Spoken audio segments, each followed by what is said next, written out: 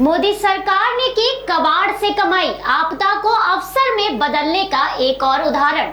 मोदी सरकार का आपदा को अवसर में बदलना कोरोना काल में हमने बखूबी देखा। कैसे मोदी सरकार ने देश की जनता को अलग अलग टास्क देकर उसका मन भटकाया और फ्रंटलाइन वर्कर्स को एक सम्मान दिलाया। इसी कड़ी में एक बार फिर मोदी सरकार का आपदा को अवसर में बदलने का कारनामा सामने आया है और इससे ये साफ पता चलता है कि मोदी सरकार को आपदा को अवसर में बदलना बखूबी आता है।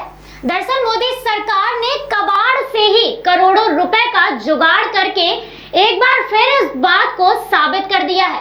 कबाड़ बेचने से केंद्र सरकार को 40 करोड़ रुपए मिले हैं और करीब 8 लाख वर्ग फुट जगह खाली हुई है। जी हाँ, कबाड़ बेचकर 40 करोड़ रुपए का जुगाड़ किया गया है।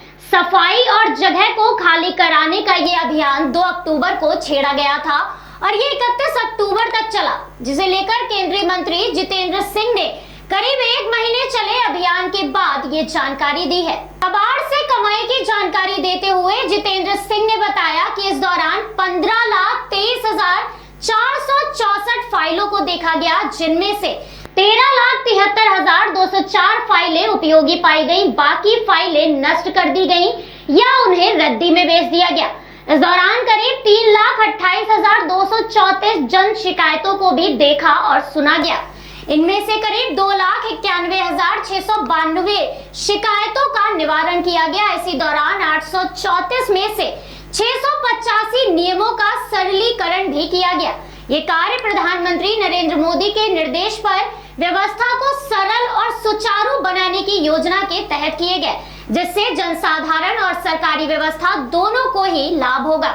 दरअसल लंबित मामलों के निपटारे का खास अभियान प्रधानमंत्री मोदी के निर्देशों पर चलाया गया है और अब इसी हफ्ते उन्हें एक प्रोग्रेस रिपोर्ट भी सौंपी जाएगी। इस रिपोर्ट में अभियान से जुड़े सभी पहलुओं से पीएम को अवगत कराया जाएगा। कार्मिक मंत्रालय के मुताबिक मंत्री ने 2 अक्टूबर से 31 अक्टूबर के बीच प्रशासनिक सुधार और लोक शिकायत विभाग को नोडल विभाग बनाकर भारत सरकार के सभी मंत्रालयों और विभागों से लंबित मामलों को निपटाने का अभियान लॉन्च किया था, जिसके बाद सरकारी दफ्तरों से निकले अनुपयोगी कागजात और फाइल से मोदी सरकार ने करोड़ों की कमाई की है और एक बार फिर मोदी सरकार ने अपने आपदा को अवसर में बदलने वाले हुनर को साबित करके दिखाया है।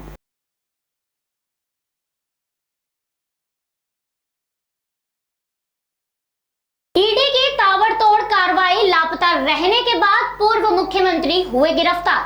100 करोड़ की वसूली वाले मामले में आरोपी महाराष्ट्र के पूर्व मुख्यमंत्री अनिल देशमुख को आखिरकार बीती रात 1 बजे गिरफ्तार कर लिया गया है। अनिल देशमुख कई दिनों तक लापता रहने के बाद सोमवार सुबह 11:55 पर अचानक ही प्रवर्तन निदेशालय यानी ईडी के दफ्तर पहुंच गए।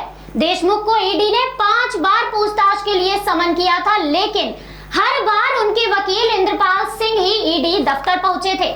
उनकी दलील थी कि देशमुख 75 साल के हैं और महाराष्ट्र में कोरोना के बढ़ते मामलों की वजह से वो पेश नहीं हो सकते। लेकिन इस बार अनिल देशमुख खुद ही अचानक ईडी के दफ्तर पहुंच गए और फिर ईडी ने भी ताबड़तोड़ कार्रवाई करते हुए उन्हें गिरफ्तार कर लिया है। करीब 13 घंटे तक चली पूछताछ के बाद ईडी ने पाया कि देशमुख की तरफ से किसी भी सवाल पर संतोषजनक जवाब नहीं दिया गया।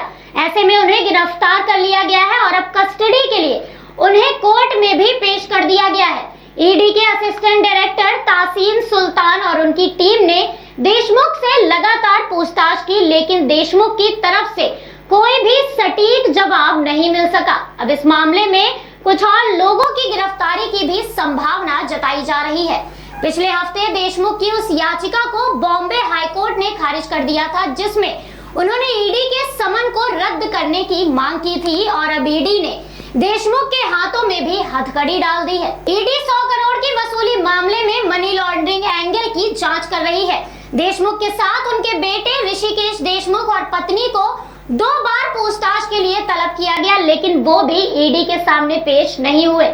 माना जा रहा है कि देशमुख के बाद आज या कल तक उनके बेटे और पत्नी पर भी ईडी के सामने हाजिर हो सकते हैं और इस मामले में जल्द ही फैसला आ सकता है या कोई और बड़ा खुलासा भी हो सकता है। हालांकि आगे क्या होता है ये तो ईडी की कार्रवाई के बाद ही पता चलेगा।